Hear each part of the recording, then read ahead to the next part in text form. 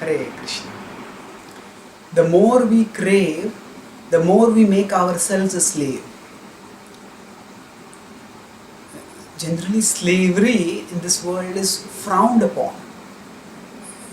Even when we hear about slavery anywhere, we feel, oh, why are these people not free? They should become free.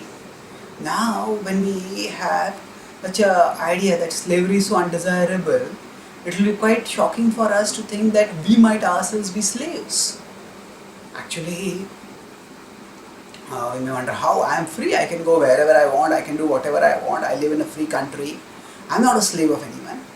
Yes, actually, if our slavery were so gross and physical, then we would definitely have rebelled against it already. But the slavery that we suffer from is often subtle. And because it is subtle, we don't even sense it, although we are bound by it. The slavery that we all suffer from is mental slavery.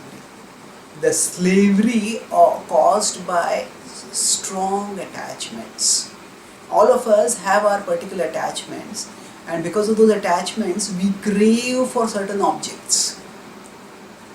And it is as if between our mind and that particular object of attachment there is an invisible rope, and that rope keeps dragging. Say a person is addicted to, say, smoking. Then wherever there is a cigarette or where there is a chance of getting a cigarette, the thoughts keep going there. Or maybe I can open that and take out a cigarette. Or maybe this friend might be having a cigarette, I can get one from, or maybe I can go there and purchase. Or I have got one in my pocket, this is no smoking area, where can I go and smoke?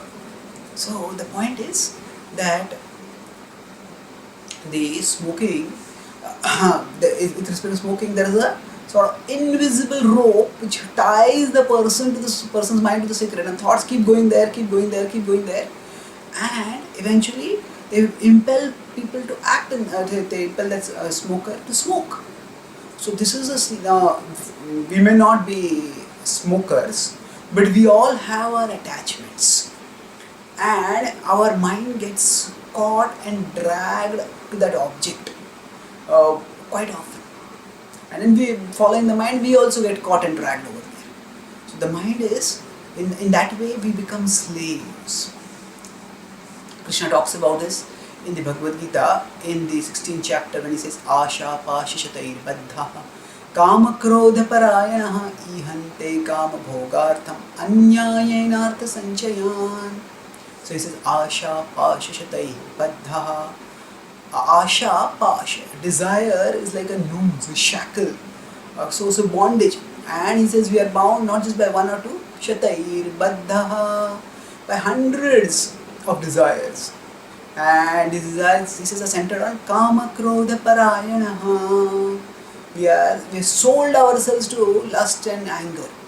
You want to control and enjoy things, and when you are not able to control and enjoy things, you become frustrated and you become angry. So essentially Krishna is saying, Asha, Pasha, desires are like shackles. And now the thing is that these shackles have a peculiarity, that these shackles are not something, are not static.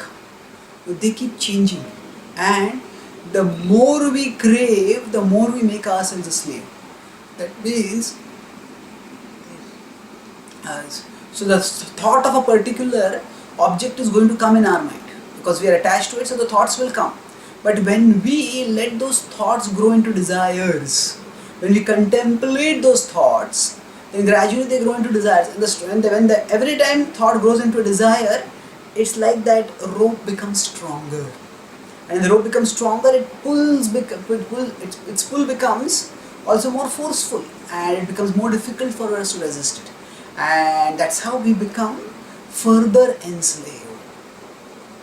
So, if we want to break free from this slavery, the solution is, certainly we want to say that we don't want to indulge in that activity, but avoiding indulgence begins with avoiding mental indulgence.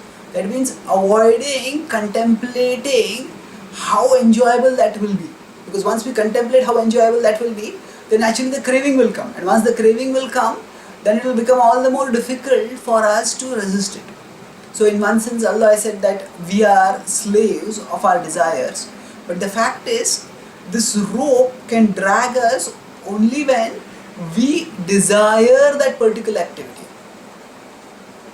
Desire, so the sense object. And now it's not that the desire for those sense objects are constantly there within us.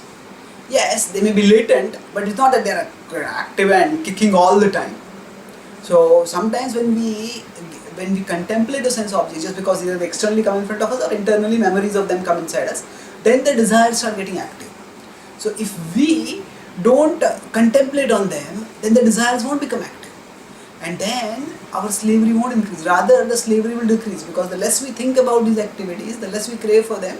It's as if the ropes will become weaker, and we'll be able to cut off from them. We'll be able to break free from them. And the solution is not that when we say the more we crave, the more we become a slave. Does that mean that we have to give up the power of desiring? No. We can never be desireless, but we can actually desire Krishna. That we can desire Krishna, and because Krishna is all attractive, Krishna is supreme, Krishna is absolute truth, so the desire for Him will lift us up. And that when we seek to think of Krishna, think of serving Krishna, remembering Krishna, and in that way our consciousness becomes filled with the desires for Krishna, then that gives us inner satisfaction that makes us free from the need for outer gratification through worldly attachments. And thus the noose will become cut. Vidyate hridaya grantis chidyante sarva samshayaha chiyante chasya karmani drishtaivatmanishvare. So Krishna says in that, Vidyate hridaya grantis, vidyate, cut off. So the rope of arrows in the heart will get cut off if we devote ourselves to Krishna. So by cultivating a longing for Krishna, we can become free from the craving and the slaving that characterizes material existence. Thank you. Hare Krishna.